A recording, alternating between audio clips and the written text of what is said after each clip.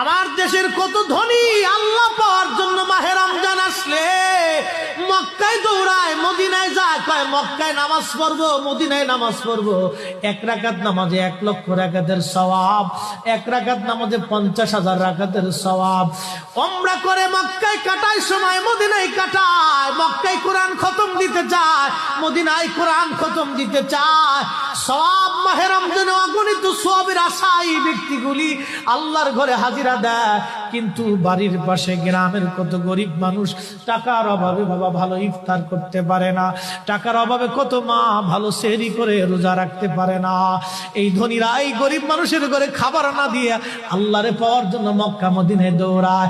আল্লাহ ডাক দেখো, বান্দা একবার মরে দেখ, কায়দা মতো জুতা দিয়ে পিটামো, আমার বান্দারা না খেয়ে ইফতার করবে, আর তুই আল্লাহ পাওয়ার জন্য মক্কায় আইছো, এমন আল্লাহ আমি ধরা দেব না।